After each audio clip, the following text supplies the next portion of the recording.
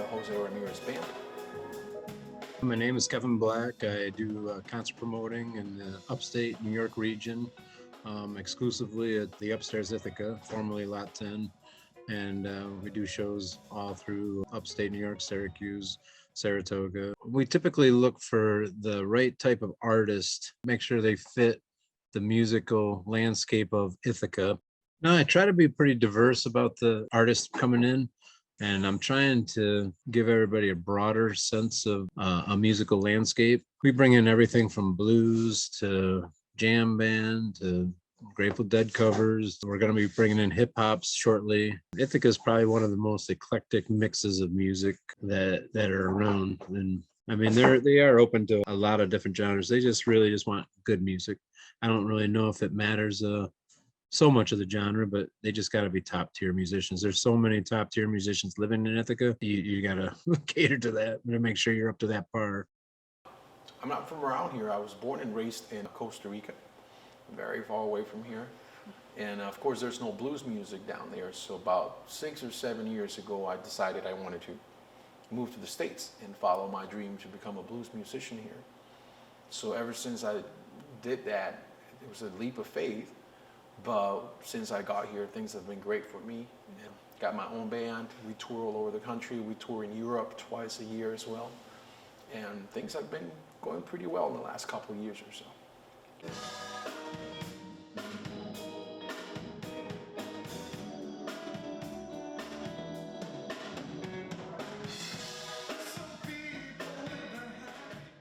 When I was starting high school, I wanted to play the guitar. Like I knew I wanted to be a guitar player, and my dad was the one who said, well, if you're real serious about playing the guitar, the type of music you should be studying is blues music, because it's really the roots of all the other stuff.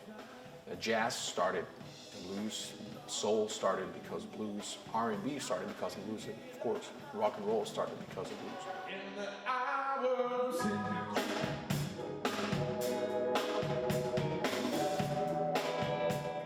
I have a lot of people that, again, reach out to me about different artists that they want to bring to the area that have never played in the area. And he was actually one of them, and he was just coming up. I mean, he's really starting to really blossom right now. I mean, he seems to be picking up a lot of steam, and you can kind of tell with these people once you listen to them and see them live, especially, that you can see if they're gonna really make a wave in things. And you can kind of sense if a band is really serious and how their music is portrayed, coming through their speakers and hitting the crowd in a way that is kind of just makes them want to move. And I mean, you can't resist moving. Band, but I could tell he's definitely going somewhere. I do get to play, I get to travel the world with my music, thankfully, and we get to play from big, theaters and music halls to small places like this one here tonight. And they both have something special, I realized after many years of doing this and being on the road, it's really not about how big or small the place is, it's the crowd. When people come to one of our shows, I like people to go home that night thinking, that band touched me. Like something happened that night. Doesn't matter how incredibly talented we all could be on stage or technically talented on our instruments.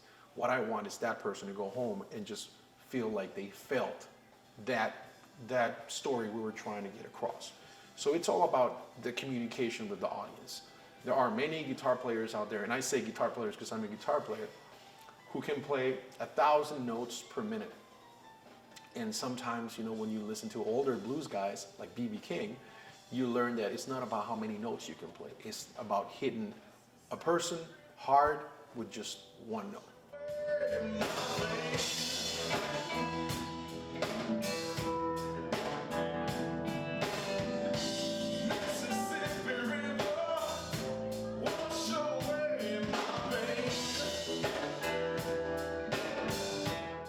When I was about 11 years old, I saw my first concert at Barton Hall in Cornell. It was REO Speedwagon back in '81, and they had the band Survivor was opening up for them, and they just came out with their big hit, Eye of the Tiger, which was a Rocky movie theme. The warm-up band was actually the band I personally was going to see. I was just taken to it for a first concert.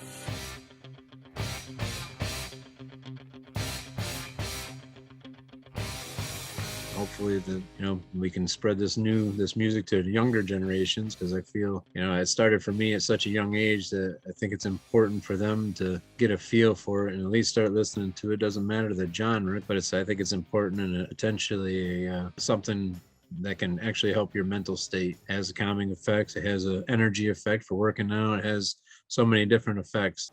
Anything that happens in life affects a songwriter, positively or negatively.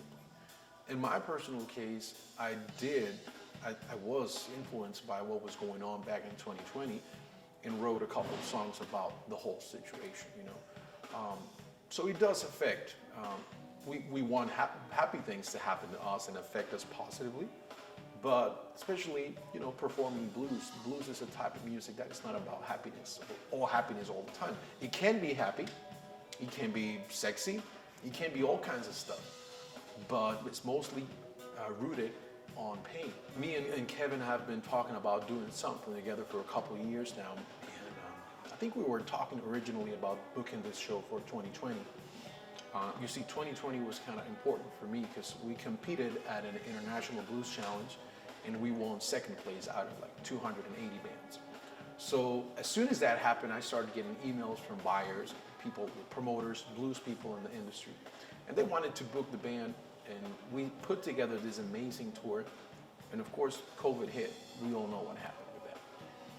So it was difficult to make the tour happen in 2020. So we've been talking about it, and Kevin was one of those promoters who said, hey, I want you guys to come play here. It was originally supposed to be at a different venue that apparently no longer is doing live shows. So he, last minute decided to move it to this beautiful spot here upstairs. And it's good. I mean, it's a little town, but the one we were at last night was smaller. Mm-hmm. So coming from where we were last night to here is like, coming to Manhattan. Like I said, in 2020, that's pretty much when this thing started with the COVID pandemic. And I had 2 tours lined up for that entire year. I had a big US tour and I had a big European tour, and they both were canceled. At the time, I was living in Washington, D.C., and Washington, D.C. was definitely one of the places that shut down completely, and we had curfews, and it also affected a lot of my local shows in D.C. So I couldn't tour outside of D.C., and I couldn't work locally either. So that was definitely, I think, the most, damaging thing when it comes to the business of music. Both clubs and bands were really struggling. We were all struggling, but the entertainment, I think it's the last area of the industry that's being able to recover. It took this industry longer to recover because this industry requires people gathering. We want to keep everybody safe and as safe as possible without totally stopping the music scene, because we did kind of power through it. It was challenging. It was very limited per se, and with good reason. We try to keep everybody safe. I really feel that I do want everybody to be safe. And again, if you're not feeling comfortable about going to any event, it doesn't matter what it is, I recommend don't go. There was a lot of people that still wanted to go out because it's a big social interaction that it's almost mental well-being for some people to be around other people and be able to communicate. A lot of people were having a hard time just sitting at home, especially the music scene crowd. They're not used to just hanging out at home, and so we tried to give them some kind of reprieve from that. I feel everybody's starting to finally come out of their shell a little bit, per se. They're starting to come back. I mean, the shows we've been doing as of late, they've been pretty decently attended. So I feel that and I feel some people are still a little bit on the fence, about going to, and as they probably will be for the rest of their life, because this was a long, enduring pandemic. So, and it's going to have some factors that are going to stick with people. But overall, I think that the Ithaca scene is coming back pretty strong. I mean, it's growing, and hopefully there's no more hiccups.